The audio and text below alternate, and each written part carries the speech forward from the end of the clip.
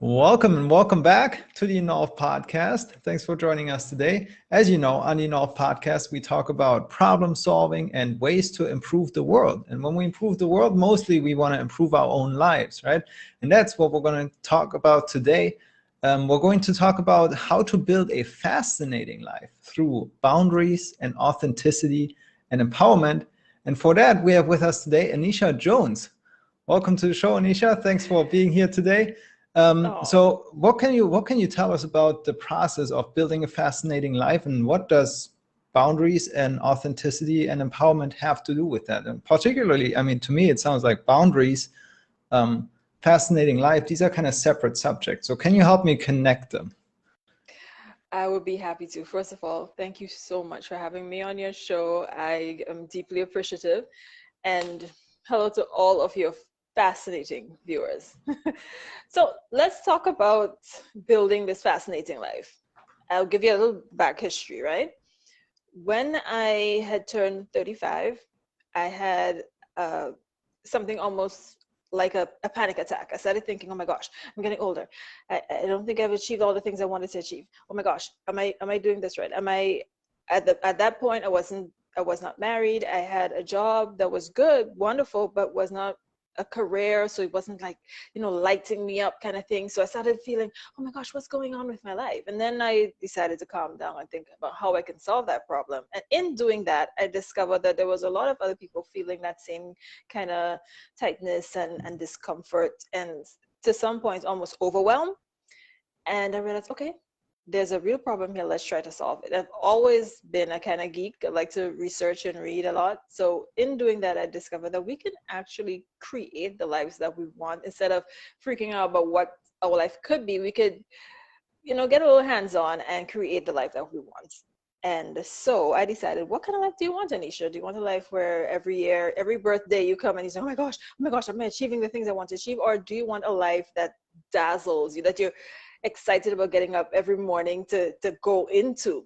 And I decided, okay, yeah, I want a fascinating life. So let's do it. And I created the 5 years to 40 podcast, which at that point I was 35. So it was 5 years to 40. And from there, I started creating content to help other millennials who feel, overwhelmed or fear about getting older to know it's okay. Getting older is actually a blessing.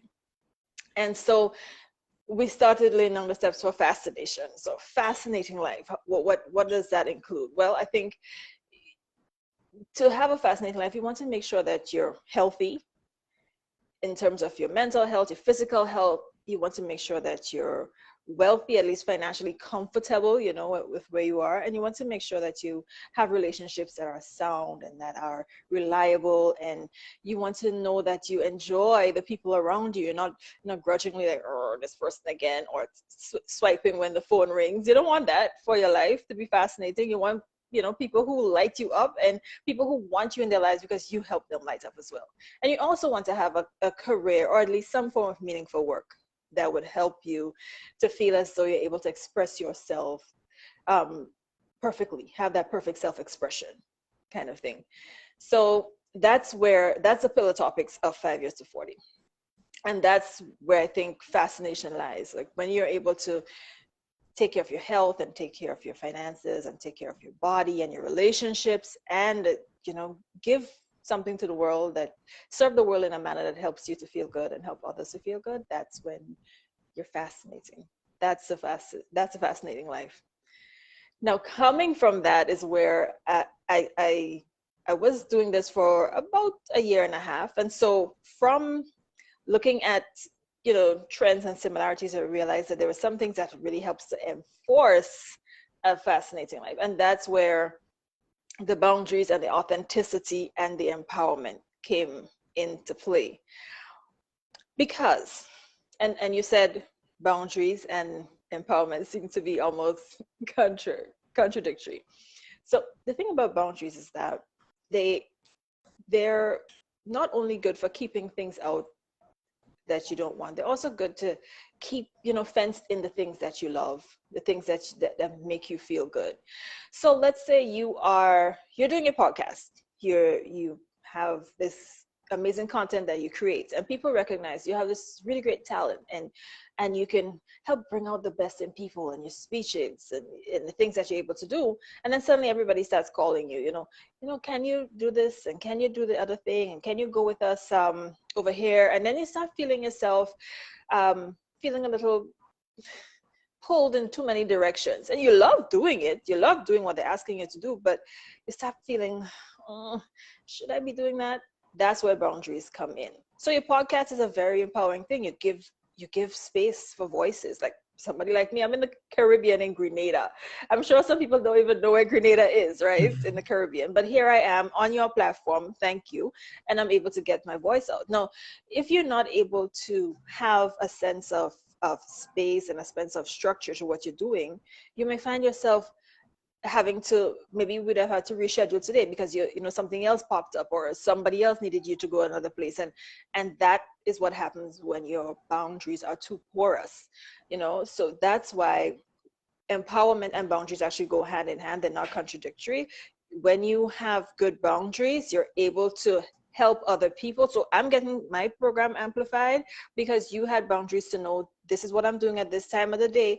I'm not double booking. I'm not, when somebody calls and say, well, Oliver, we need to go down to the pub to Lime. You're like, oh my God, I told this girl that you're not doing that. Like, you're saying, dudes, I'm going to pick up with you guys in half an hour. And you're able to set your boundaries down nicely. And that helps to reinforce the empowerment that you're doing in the world. So they actually they're actually linked deeply. They help to support each other. Nice. Yeah. That makes perfect sense. In fact, the word that, as you describe it like that, I would almost use for it is discipline in a way too, right? So to really focus on that fascinating life you want to build and not get off track and then lose sight of it. And I really like how you outlined, you set this it sounded like you set a 5-year plan for yourself. Well, where do I want to be in 5 years and all of that. And as you described that, you make it sound worthwhile and inspiring. And of course, we want a fascinating life. But I tell you what, in some ways, and maybe you can help me with that, in some ways I feel like this can become a little bit challenging, such an overwhelming task. If we find ourselves in a difficult place in life, then how do we move to that fascinating level? It seems like such a big problem. And are you having any specific techniques, any advice, any tricks to help us break this problem down into smaller pieces to make it manageable and to actually make it something to look forward to build this amazing life rather than to be overwhelmed by it? Absolutely. I'm so glad you asked that, because overwhelm is a common feature at my age, I have to tell you, because there's so much things going on. So first of all, there's all these distractions. In this era, we're distracted by our phones, we're distracted by our jobs, we're distracted by every ping, by every Instagram post, and so our sense of decision making gets undermined, and also our sense of willpower to make a difference. So when we have to spend energy at work, a lot of us at jobs that are not necessarily fulfilling, and spend energy maybe taking care of kids and family and whatnot, all that is your willpower getting it done. The same discipline you just mentioned, all these things take discipline to get done. And so by the time you get home and start thinking about what you want for next year, you're spent. You're like, whatever, like I just keep going, just follow the mill, get up in the morning and do the same thing all over again, because I'm too tired to even start thinking about breaking down into pieces and have a better life. I'm too tired for that. And then 6 months down the road, you're going to start feeling like, oh my gosh, is this really what I want? And that's where the overwhelm sets in. So it's like a vicious cycle. You say, I'm not going to be bothered, I can't be bothered. And then when you get to the point, you're like, oh my gosh, I should have bothered, or what's going on? So you just keep going on this cycle, crazy cycle. And so what I've found really useful, and the reason why I'm going to talk a little bit more about the Bay workshop, is that it takes a sense of self-awareness for you to solve any problem. Like all of our stuff, our beautiful stuff, or stuff that's a little icky that we don't want to get into, starts inside. Like for us to for us to make any traction with it, any movement, we have to start looking at what's going on inside of us. And so the first step I always recommend to my clients is start looking inside. Like, take some time to just be with you. I strongly recommend journaling. I think that if you find you're feeling any kind of discomfort or any kind of overwhelm, don't get alarmed by it, because the discomfort and overwhelm are amazing indicators. Like, feelings are amazing indicators. They're like flashlights. They lights up. Something's going on here. You need to focus on that. And when you get to that point, just start by maybe journaling for 5 minutes every day. Not, you might think, oh, that's woo-woo girl stuff, but take 5 minutes, just 5 minutes, and trust me, just note how you feel for 5 minutes. That's it. And do it consistently, and you would see like patterns. Oh, I was feeling this way when this happened. When I saw that one of my friends talk about her child, and I haven't had my child yet, that made me feel uncomfortable. So maybe that's something I need to be looking at a little more. When my friend called me and told me, oh my God, I got this promotion, I was excited for her, but at the same time, when she hung up, I was like, I felt a little, thing there. And that's where, when you start taking notes, you realize, oh my God, I'm not jealous of my friend, but maybe I can go back to school. Maybe I should, do my master's, or maybe I should finish my degree. I have these credits out here already. Why not do that? And if you don't take the time, you will never recognize the answers are right there. If you don't take the time to become a little more self-aware, you will never realize that there's nothing to really stress about, because you have all the answers. You just need to take the time to figure it out, right? So you need self-awareness. Huge first thing. And I know it can get people feel a little thing about taking time and journaling and all that, but it would I lie? No, I'm not lying to you. I'm telling you, it really helps if you take some time and just spend some time with yourself, right? So that's the first thing. The second thing I would say to people, if you really want to make a change in your life and move from mundane to fascinating, and that's a completely possible thing, is to remember to be patient, because nothing happens overnight. And when you are at that kitchen sink moment, I like to call it a kitchen sink moment.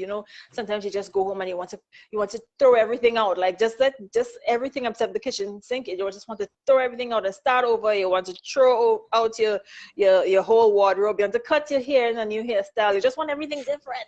When you get to that point, you have to remember that instant gratification works well for Instagram, but doesn't work really well for our life, right? So you just need to remember that you're on a journey. We're all on our journey. And most importantly, we are all on this personal journey. So my journey will look different to yours. So today I might be celebrating, I won the lottery, I'm rich. And sure, if you're not in the lottery winner, you might think, oh, whatever. But tomorrow you might meet the man of your dreams, and I'll be going home to a house that's empty, and you'll be going home to a man that you love. You just love up. He love you too bad, or you're just in love. And we're on different paths. I'll be looking at you saying, oh, look at them, they're so sweet. And you'll be looking at me, oh, look at her in that house. It's like, so we're on different journeys, and it's okay if somebody's ahead a little bit and if you are not where they are. But it's really important to be patient in your time. And that's something that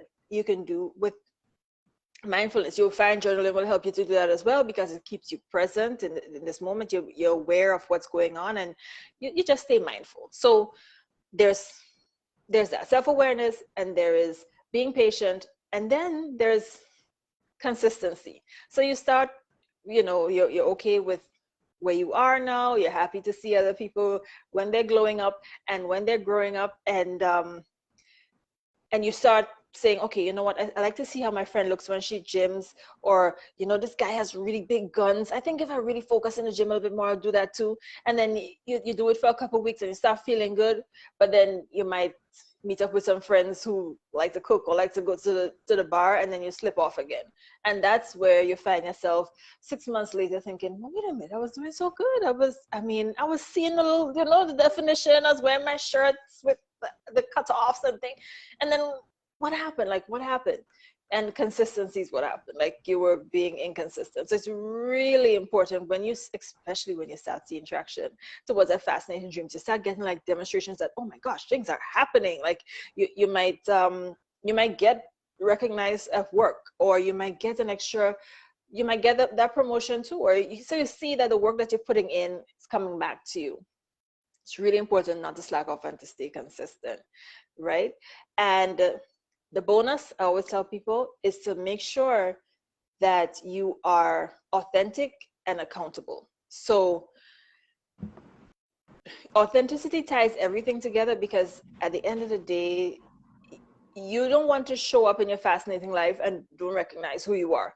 And authenticity demands that you be who you are, with the mistakes from the past, with the failed attempts, with the 10 times you tried to finish that degree and didn't, but you're here now, with your imposter syndrome, with your insecurities, with all them things that we just have to wrestle with every day to be fascinating. Because fascinating is a great stage, is a great place to be, but let me tell you, it doesn't come without, some days you're just feeling, am I doing the right thing? Am I good enough? Like, am I saying the right thing here? Should I take this call? Like somebody like you know, show up and say, come on my podcast, and your insecurity be like, what are you going to see? What are you trying to see? We're telling them people. That would happen. Like to the bravest and biggest of persons, that happens, right? So it's really important to be authentic and know that your authenticity says that I can go to this job and I might make a mistake, but I'm still me, and I can learn from the experience. I'm learning. It's not failure. It's not doomsday. I'm learning, right? And it's okay that when I show up as me, I learn, and people love me, because, you know, I approve of who I am, and why shouldn't people approve of who I am too? Once that I know that it's not like it's set in stone. I'm learning. We're growing. We're on a journey, right? So authenticity, and then the accountability part is where, when we set off to do great things, and a fascinating life is great things. A fascinating life is, you know, you moving your small business to a multi-million-dollar business. A fascinating life is you moving the strained relationship with your mom or your dad, to something where you guys go and hang out on Sundays and get ice cream and coffee cake and chill. Like, a fascinating life is you moving from the person who's uncomfortable to even have any kind of relationship with a woman or a man or whatever, and being the person who, you know, is completely in love, all walls down, just having a beautiful life. That's fascinating. And for you to do that, for you to get to that point, you need people. Like, connection is absolutely important, and the people in your life have to be able to hold you accountable, so that when you say to the person that's going to be your accountability person that I really want to improve our relationship with mommy. You know, me and she does always quarrel. Every time we get together, we quarrel. I wish we could, you know, go and hang out like adults, not that we're adults. There is somebody to say, did you call your mom this week? Did you call your mom today?